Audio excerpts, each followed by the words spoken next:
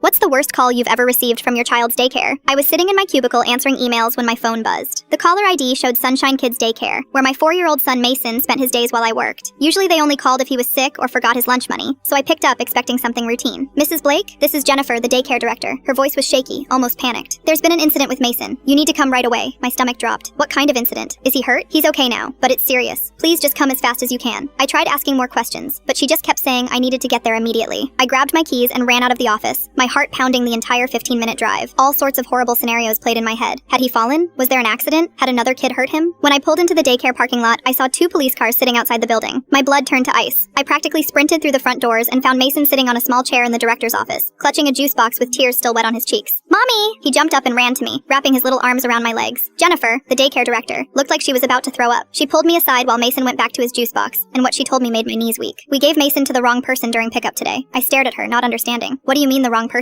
A woman came in around 3 o'clock and said she was Mason's aunt. She knew his name, knew some details about him. Our new receptionist, Kelly, didn't check the pickup authorization list or ask for ID. She just handed Mason over. The room started spinning. Where is he now? Where was he? We got him back. He's safe. But Monica, he was gone for 23 minutes before we realized what happened. 23 minutes. My 4-year-old son had been missing for almost half an hour, and I had no idea. I felt like I was going to be sick. Jennifer explained that one of Mason's regular teachers, Miss Sarah, had gone to find him for their usual goodbye hug when parents started arriving for pickup. When she couldn't find him anywhere, she checked with Kelly at the front desk. Kelly said a nice lady picked him up early, but when Miss Sarah asked who, Kelly couldn't remember the woman's name. That's when we checked our pickup logs and security footage. The cameras showed everything. A woman I'd never seen before had walked in, talked to Kelly for less than 2 minutes, and then walked out holding Mason's hand. Mason looked confused but wasn't crying or fighting. He probably thought it was someone I had sent. The woman seemed to know him, Jennifer continued. She called him by name, mentioned that he liked dinosaurs. Kelly thought she seemed legitimate. But here's the thing that saved my son. I had drilled Mason's phone number into his head since he was 3 years old, made him practice it over and over until he could recite it perfectly. The woman had taken Mason to Riverside Park, about 6 blocks away. She sat him on a bench and started talking to him like he was her own child, calling him different names, asking about school projects he'd never done. Mason got scared and started crying, asking for me. That's when a jogger nearby heard him clearly reciting my phone number through his tears, asking the woman to call his mommy. The jogger, a man named David, approached them and asked if everything was okay. Mason immediately ran to him and begged him to call me. The woman started acting erratic, claiming Mason was her son, that people were trying to steal him from her. David called the number Mason gave him, which rang my work phone. When I didn't answer, he called 911. Police arrived at the park within 8 minutes and arrested the woman on the spot. It turned out she was Janet Mills, a former daycare parent whose own son had been removed from her custody 2 years earlier in a messy divorce. She'd been watching the daycare, waiting for the right moment. She thought Mason was her son Kevin, who would be about the same age now. Janet had no intention of hurting Mason. In her twisted mind, she believed he was her child that had been stolen from her. But that didn't matter to me. My son had been kidnapped because of their negligence. The police officer explained that Janet had been living in her car for weeks, watching different daycares around town. She'd gathered information about several children, including Mason, probably from overhearing conversations during previous visits. I pressed charges immediately.